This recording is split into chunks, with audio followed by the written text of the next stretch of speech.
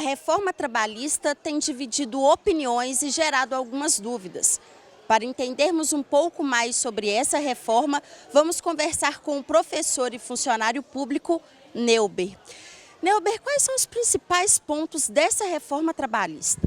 Sim, a reforma trabalhista foi aprovada, na verdade, em 2017 e está em vigor aí desde então, causando essa polêmica toda.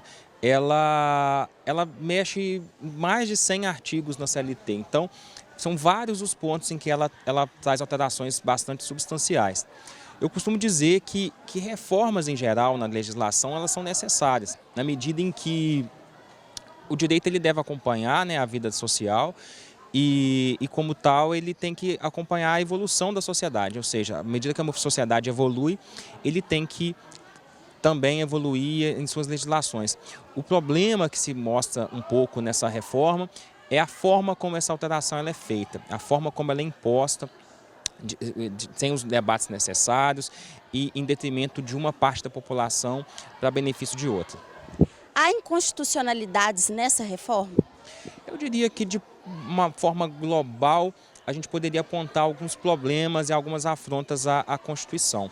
A gente tem a Constituição brasileira erigindo os valores sociais do trabalho e da livre iniciativa como fundamentos da República. E a livre iniciativa, que é o capitalismo, né, nosso Estado é um Estado capitalista, ela está no mesmo patamar que os valores sociais do trabalho. O que a Constituição quer dizer com isso? Que somos um país capitalista, né, mas um capitalismo social, um capitalismo que valoriza o trabalho da pessoa humana, de forma que impor prejuízo só a uma das partes, ou seja, só a parte do trabalho em relação ao capital, eu diria que afronta um fundamento constitucional. Então essa reforma ela beneficia mais o empregador? Sem dúvida.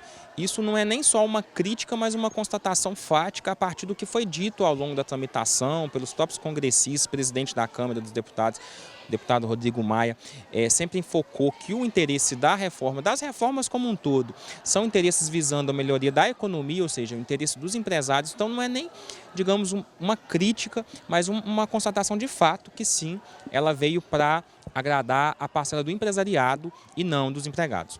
Então quais os cuidados o empregado ele tem que ter frente a essa reforma trabalhista? É até complicado falar esses cuidados porque o empregado ele depende da sua força de trabalho para sobreviver. Então, por isso, inclusive, que é a necessidade do Estado estar intervindo, o Estado proteger esse empregado em detrimento dessa pouca maleabilidade, digamos assim, contratual, ou seja, o empregado ele não tem condições de negociar livremente cláusulas contratuais e formas de trabalho, porque ele precisa desse trabalho para sobreviver, ele precisa para pagar suas contas. E essa é a razão pela qual a gente critica reformas que impactam na vida do trabalhador, porque é uma necessidade do Estado mesmo proteger essa figura mais fraca nessa relação. Então, no seu ponto de vista, como essa reforma ela deveria ter sido realizada? Afinal, realmente precisava dessa reforma trabalhista? Eu não diria que precisava dessa. Né? Reformas são sempre necessárias. Né?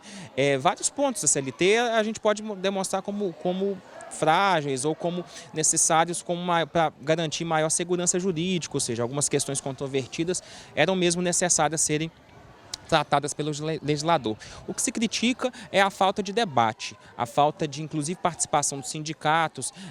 A Organização Internacional do Trabalho ela tem recomendação no sentido de obrigatória, quando mexe na organização sindical, a participação efetiva dos sindicatos, o que não foi feito. Enfim, esse foi o grande problema aí dessa tramitação tumultuada dessa reforma trabalhista.